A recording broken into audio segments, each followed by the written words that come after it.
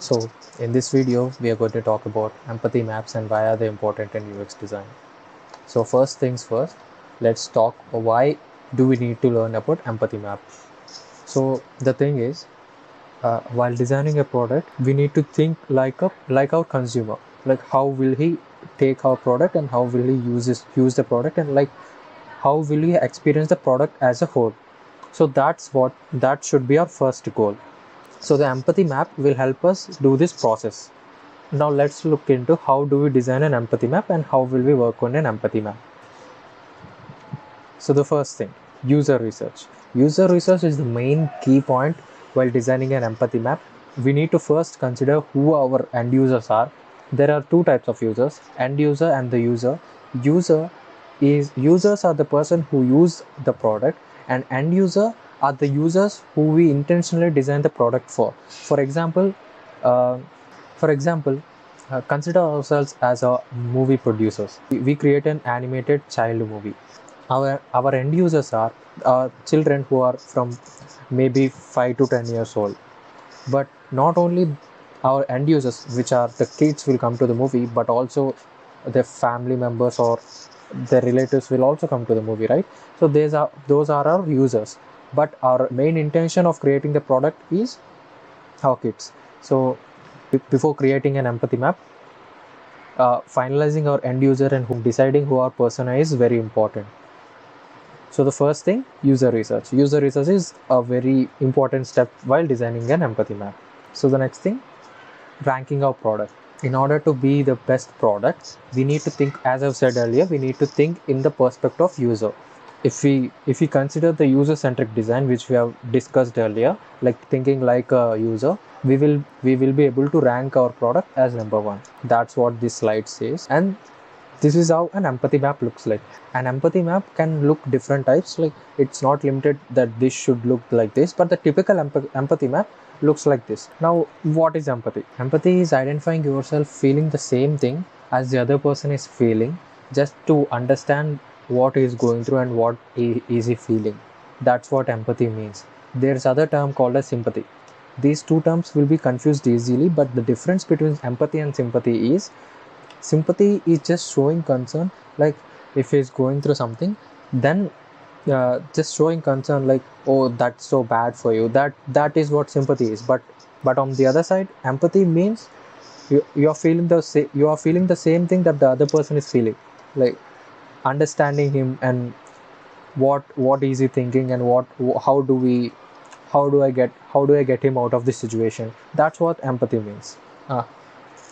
Why we are talking about empathy is user-centric design. We are thinking just like the user. We are experiencing the product just like the user. That's what user-centric design means. Like designing our product with respect to the user, not just creating the product and releasing it, but we are doing our own research by identifying our customers, identifying everything, and we are planning our product to make it more enjoyable to the user to use. That's what user-centric design means. This is a little example of how empathy really works. Empathy is, the dog is showing empathy to this character. That's what happening in this video. The dog is just not just showing the concern. The dog is feeling what the character is feeling and helping him getting out of this spot or this situation.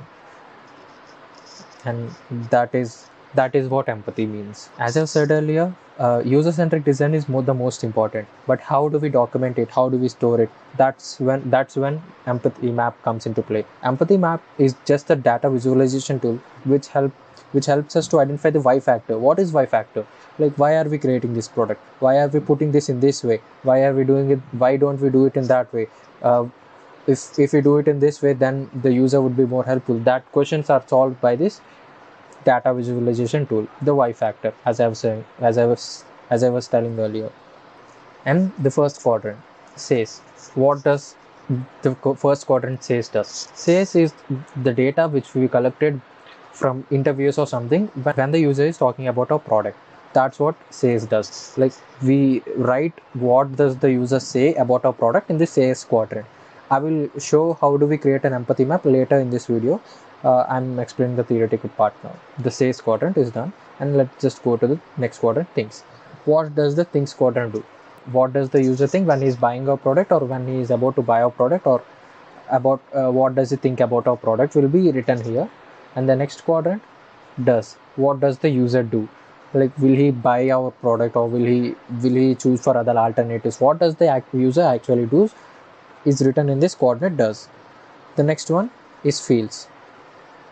The feels coordinate is how the user feel when he's buying the product, or when what does the user feel internally. That's what this feels coordinate does. You can't just write a statement about the user without showing empathy, right? You have to feel what does the user thinks, and then you can fill in these details, right? What does he say, what does he think, what does he do, and what does he feel. Everything will be written just because of empathy. That's why this is called as an empathy map. And we are taking an example here. For example, the user is buying a TV. Now how do we write it in this empathy map? How do we document it? The first thing, what does the user say? What brand do you like? The first example, what brand do you like? Let's consider the user persona to be a 35-year-old woman without technical knowledge. So what does she say? What brand do you like? Because she doesn't have a good idea about what brands are there, what brand is nice, and what brand are doing well in this TV industry. So the next question, what size is the best? She might ask that what size fits for my house, or my house is this and this much big, and what size should I take? That's what she says. I want something reliable. Obviously she wants something reliable, right? She doesn't want to, because TVs are not cheap. The TV should be working as fine from 5 years from now. That's what reliability means. And where should I start? She doesn't know how to start, because there are a lot of manufacturers coming out uh, with different kinds of technologies which may be hard to understand by a 35-year-old woman. That's what she thinks. Like, where should I start? There are a lot of websites, right, for buying a TV. That's also a complexity here. That's also a point to be taken. And the next thing, thinks. What does she think when buying a product? So the first thing, why is this so hard? As I said earlier, there are a lot of technologies out there, so it makes her hard to buy a product. Do they think I'm stupid? She is asking this question. She thinks that is she stupid just because the people are saying different kinds of technologies? Like, there are a lot of people, a lot of TVs in the market. Everybody is promising, this TV is the best, this TV is the best. She can have this question, right? Because there are a lot of people coming out, and she doesn't know what to do. Everybody is telling the same thing. So this question makes sense, right? Maybe this isn't the best just because of the price or the colors or something. She didn't like the product. That's what this think quadrant says. The next one, feels. What does the user feel when she's trying to buy this TV? Overwhelmed, obviously, because there are a lot of decisions. Fear, because there are she might feel that she might buy a wrong product. That's what makes fear, right? Anxious, because there are a lot of product. How can she buy the perfect product? There are a lot of things going on. There are a lot of people, a lot of brands. It makes people anxious sometimes, unsure who to trust, because there are a lot of people saying the same thing.